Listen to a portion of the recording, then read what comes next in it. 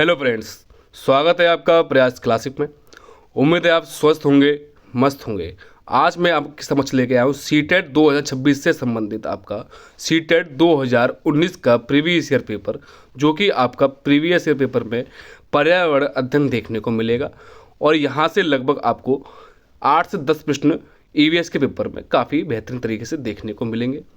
ठीक है, यह आपका काफ़ी महत्वपूर्ण पेपर है, इन्वायरमेंटल स्टडीज़, और 2019 का प्रीवियस पेपर है। ठीक है, आइए बढ़ते हैं वीडियो की ओर।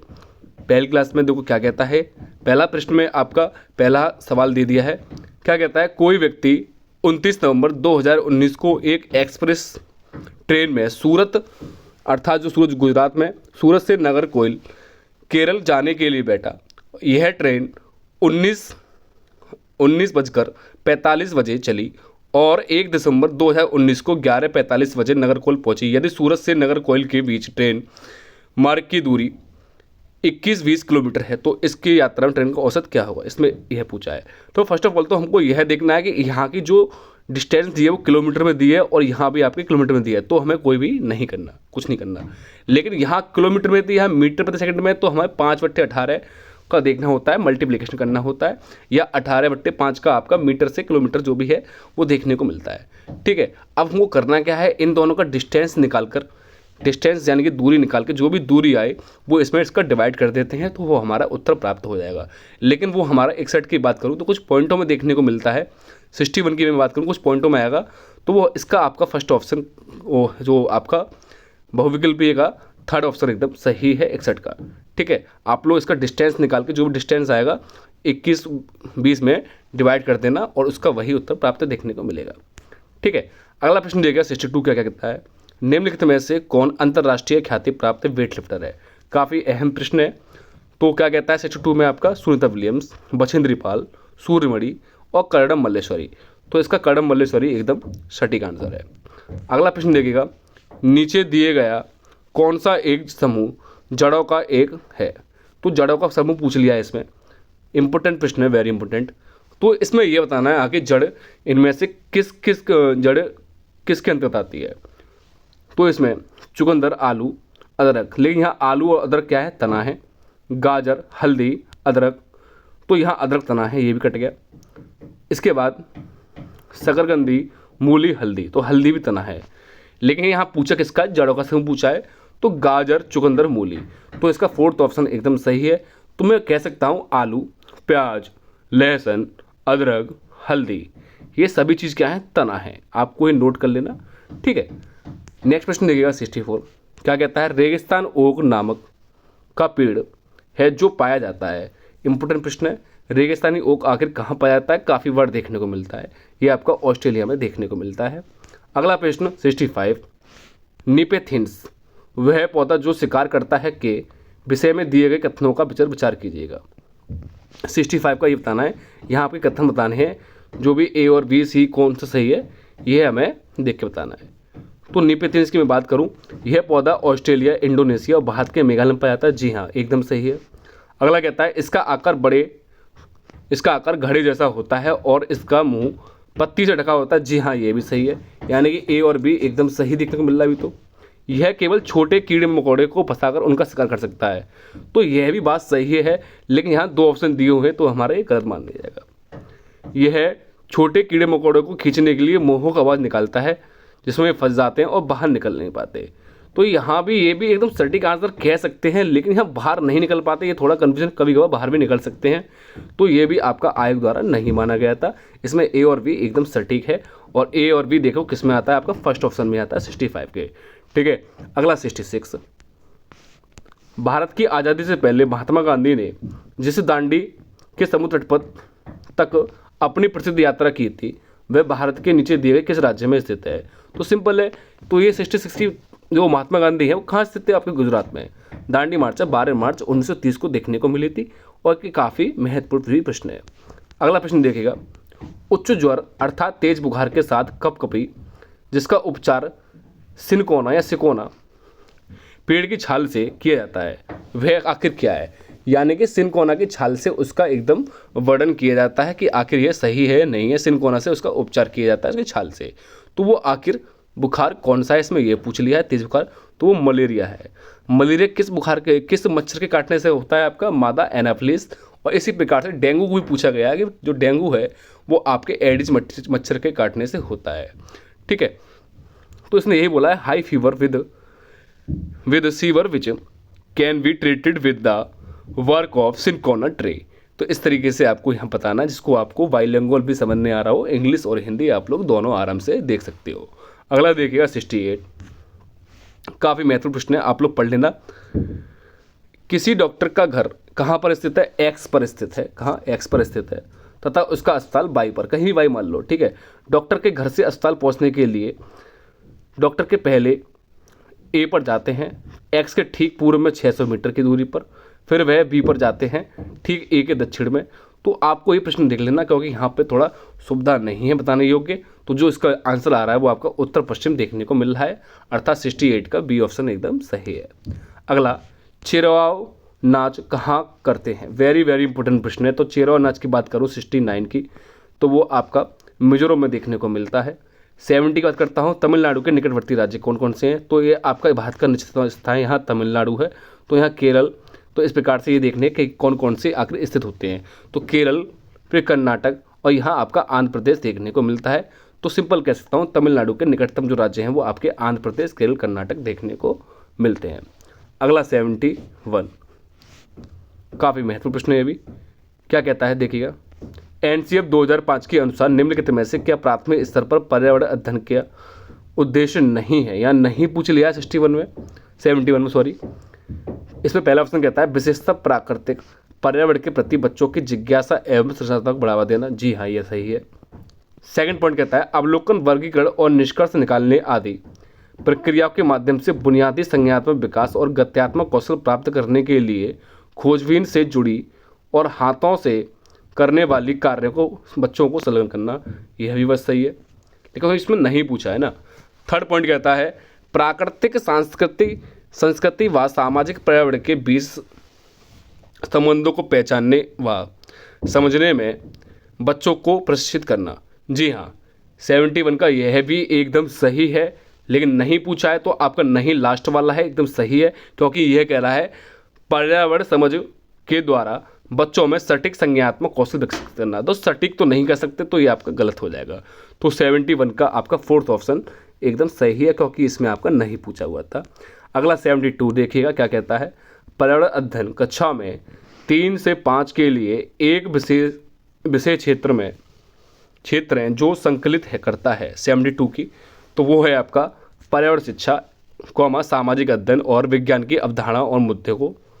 ठीक है, अगला, निम्नलिखित में से क्या पर्यावरण अध्ययन के संदर्भ में सही है 73 का, तो इसमें कक्षा 1 और 2 के, मैं आपको केवल आंसर बता रहा हूँ, आपको शेष प्रश्न पढ़ने हैं। ठीक है, काफ़ी कम समय में, ताकि आपको ये कंप्लीट हो जाए।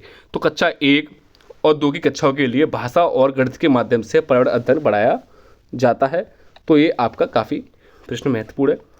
74 देखिएगा क्या कहता है, बच्चों को पर्यावरण अध्ययन को सीखने के लिए खोजने के द्वारा पर्याप्त समय दिया जाता है, यह इंगित करता है कि, तो 74 में आखिर किसको इंगित करता है कि पर्यावरण अध्ययन बाल केंद्रित है। कैसा है, बाल केंद्रित है 74 का। ठीक है, अगला 75, निम्नलिखित में से पर्यावरण अध्ययन पाठ्यक्रम के सुझावित प्रकरणों का उपप्रकरण है।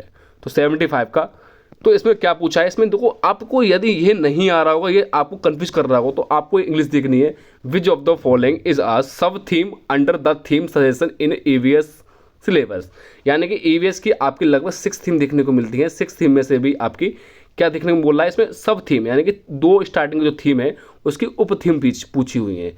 तो इसमें से उप थीम का प्रकरण कौन सा है 75 की, तो वो कौन सी है, वो एनिमल्स देखने को मिलती है, तो अर्थात इसका जानवर एकदम सही है।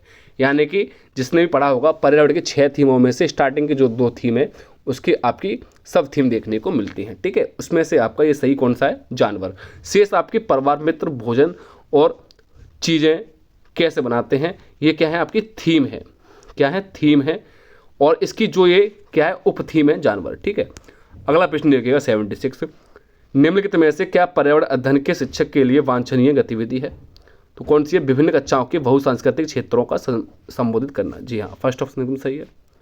77 क्या कहता है, देखिएगा, निम्नलिखित में से क्या पर्यावरण अध्ययन में बच्चों के द्वारा ज्ञान की रचना में महत्वपूर्ण है। 77 तो क्या महत्वपूर्ण है आपका, बच्चों का सक्रिय भाग लेना, जी हाँ एकदम सही है। अगला कहता है बच्चों के समुदायों के सदस्य, ये भी सही है, यानी कि ए और बी दोनों सही है। सी कहता है पर्यावरण अध्ययन की पाठ्य पुस्तक है, ये भी सही है। अगला कहता है पर्यावरण अध्ययन की पाठ्य पुस्तक में दी गई व्याख्या और परिभाषा, तो यहाँ आपका कन्फ्यूजन करता है, तो ये आपका व्याख्या और परिभाषा से इतना निहार्थ नहीं है, इतना सही सटीक नहीं कह सकते, तो इसका ए और बी सी तीनों ऑप्शन सही है, अर्थात 77 का फर्स्ट ऑप्शन एकदम सही है। अगला 78 देखिएगा, काफ़ी अहम प्रश्न है। यहाँ बच्चे उस टाइम पे काफ़ी गलत करके आते थे, लेकिन मेरे ख्याल से आज इतनी सुविधाएं उपलब्ध हैं, बच्चे आपके हर घर बैठे हुए काफ़ी जानकारी प्राप्त कर लेते हैं, लेकिन उस टाइम पे 2018-19 में इतना देखने को नहीं मिलता था। तो बच्चों को पर्यावरण अध्ययन सीखने में प्रभावशाली तरीके से जोड़ा जाता है या जोड़ा जा सकता है, तो वृत्तांत, ठीक है, कहानियाँ या शिक्षक के द्वारा अवधारणाओं की प्रभावशाली व्याख्या, तो व्याख्या नहीं होगी, शिक्षक के द्वारा अवधारणाओं, तो यहाँ ही व्याख्या, तो यहाँ व्याख्या दे दी। 78 की मैं बात करूँ, यहाँ दोनों में व्याख्या दे दी, तो ये आपका दोनों नेगेटिव पॉइंट है, तो ये कट जाते हैं। तो वृत्तांत तो कहानियाँ काफ़ी महत्वपूर्ण है, तो इसमें आपका ए और बी किस में आता है आप लोग देखिएगा इसके ऑप्शन में, तो आपका केवल ए और बी एकदम सही है, तो 78 का बी ऑप्शन एकदम सटीक आंसर है। अगला 79, तो इसमें काफ़ी देखने को मिले हुए हैं और काफ़ी बच्चे गलती भी करके आते थे उस टाइम पे।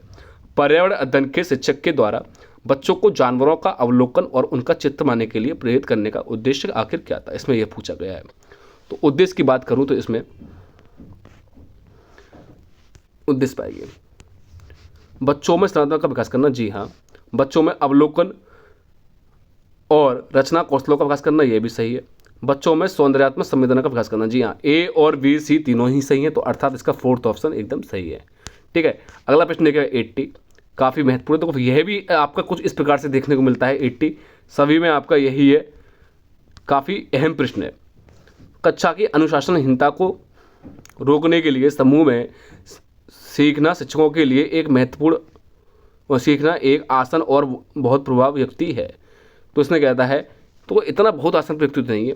अगला बी कहता है समूह में सीखना सहपाठी द्वारा सीखने को प्रोत्साहित करना, जी हाँ ये सही है, एकदम सही है। नेक्स्ट कहता है समूह में सीखना कक्षा में सामाजिक अंतःक्रिया को बेहतर करता है, ये भी सही है। समूह में सीखना पर्यावरण अध्ययन के पाठ्यक्रम को समय को पूरा करना, तो पूरा करना आ गया, तो यहाँ बी और सी सही है, तो आपका थर्ड ऑप्शन सही है।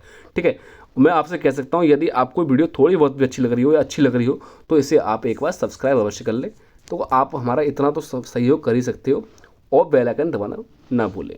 और यदि किसी का भी पेपर सीटेट का है उसको आप ये वीडियो अवश्य शेयर कर सकते हो। और इससे पहले भी जितनी मैंने आपकी सीटेट से रिलेटेड जो भी वीडियो कराई है, जितनी भी क्लासेस ली हैं, उसका लिंक मैंने इसकी वीडियो के डिस्क्रिप्शन में प्रोवाइड कर दिया है, नहीं तो आप हमारे चैनल पर जाके हमारी प्लेलिस्ट में चेक कर सकते हो। ठीक है, अगला प्रश्न देखिएगा 81, निम्नलिखित में से क्या पर्यावरण अध्ययन को सीखने का सबसे प्रभावशाली संसाधन है, तो कौन कौन सा है आपका 81 का देखिएगा। परिवार के सदस्य होते हैं, समुदाय के सदस्य भी होते हैं, समाचार पत्र भी होता है, लेकिन कक्षा थोड़ा नहीं होता, पर्यावरण अध्ययन के लिए सबसे प्रभावशाली, तो यहाँ ए और बी सी एकदम सही है। अगला 82, निम्नलिखित में से सीखने के कौन से सिद्धांत का पर्यावरण अध्ययन में अनुसरण करते हैं 82 की, तो ज्ञात से अज्ञात में अनुसरण करते हैं, अर्थात 82 का डी ऑप्शन सही है। 83, निम्नलिखित में से कौन सा पर्यावरण अध्ययन में सीखने का रचनात्मक आकलन का साधन नहीं है, यहाँ नहीं पूछ लिया है 83 की, तो यहाँ आपका नहीं कौन सा वार्षिक उपलब्धि परीक्षण नहीं है, शेष आपका पोर्टफोलियो, क्रम निर्धारण मापनी और वर्णन ये होता है, लेकिन नहीं पूछा है तो वार्षिक उपलब्धि परीक्षण नहीं होता।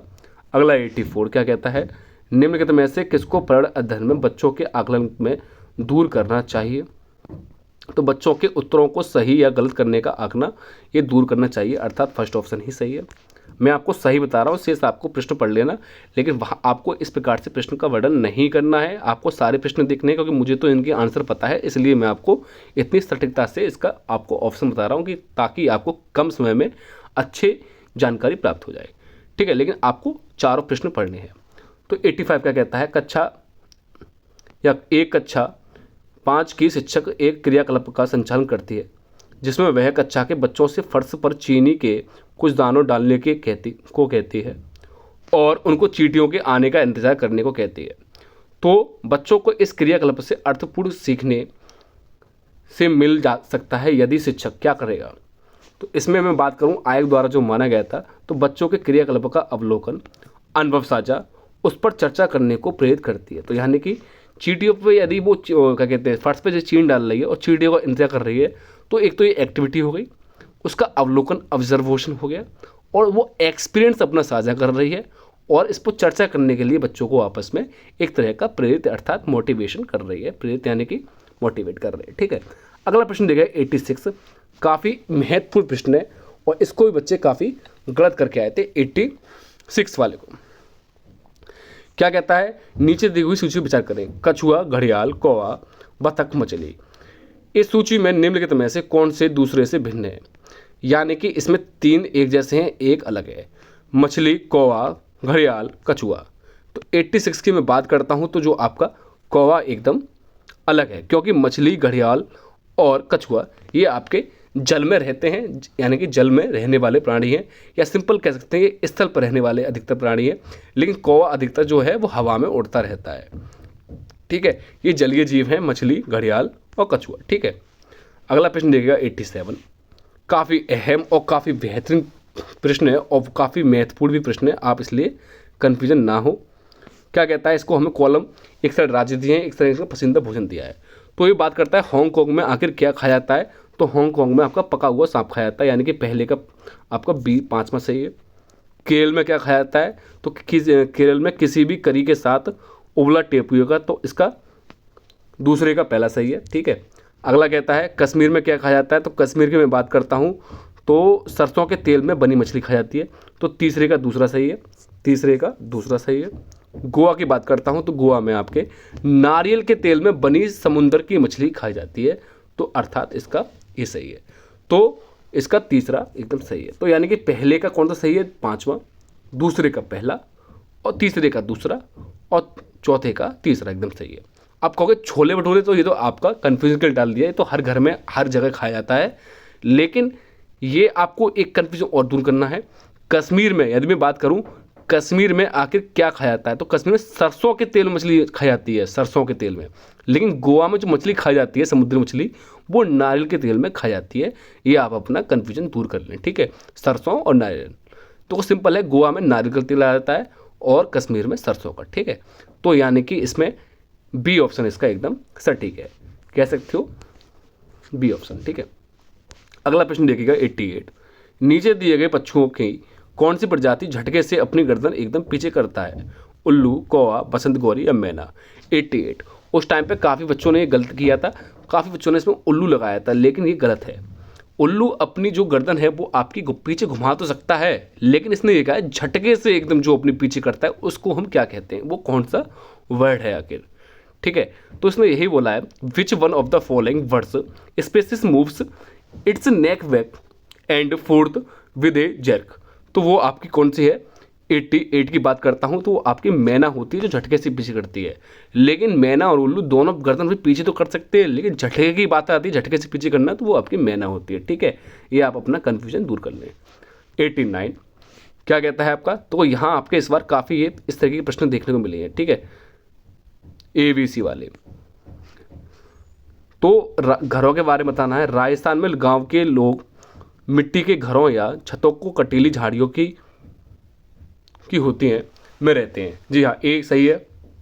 नेक्स्ट, मनाली अर्थात हिमाचल प्रदेश में घरों के बांस खम्भों पर बनाए जाते हैं। नेक्स्ट कहता है लेह में पत्थरों के 2 मंजिल घर बनाए जाते हैं, नीचे दी गई मंजिल को जरूरत पर सामान तथा जानवरों को रखते हैं।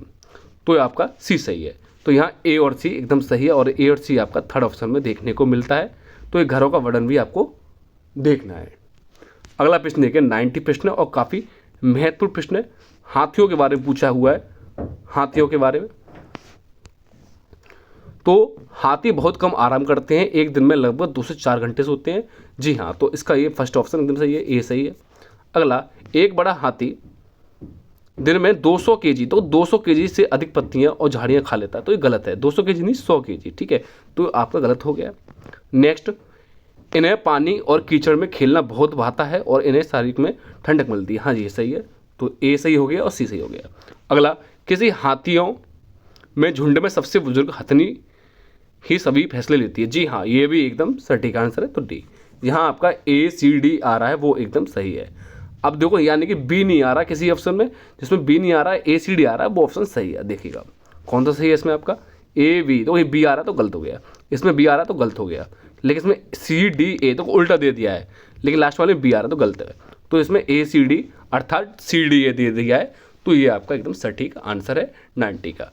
ठीक है, यहाँ आपके लगभग 30 प्रश्न हो चुके हैं, जो कि आपके 90 प्रश्न पे ख़त्म हो चुके हैं। ठीक है, और ये आपको वीडियो अच्छी लगी हो तो एक बार आप इस वीडियो को लाइक अवश्य कर दें। मैंने आपको काफ़ी सरल और सुगमता से कम समय में, समय को बचाते हुए और देखते हुए आपको कम समय में ये सारा वर्णन कर दिया है, और सटीक आंसर जो ऑफिशियल आंसर की है उसके तहत बता दिया गया है। ठीक है, और यदि आपको वीडियो अच्छी लगी हो तो एक बार से आप सब्सक्राइब अवश्य कर लें, सब्सक्राइब अवश्य कर लें, और कमेंट में एक बार आप लोग जय श्री राम अवश्य लिख दें, और साथ ही आपको जिसका सीटेट का एग्ज़ाम है उसको आप शेयर अवश्य कर दें। यदि आपको इससे सहज संबंधित आपको कोई भी जानकारी चाहिए तो हमारे व्हाट्सअप नंबर चाहिए आपको, यदि कह सकता हूँ, तो आप वहाँ से कोई भी पेपर ले सकते हो, सीटेट का नोट्स, एग्ज़ाम, PYQ, MCQ आप प्राप्त कर सकते हो। ये आपका व्हाट्सअप नंबर है 90 58 20 84 29। यहाँ से आप कोई भी जानकारी, हेल्प प्राप्त कर सकते हो सीटेट से सहज संबंधित। मिलते हैं नेक्स्ट वीडियो में। धन्यवाद। जय हिंद, जय भारत।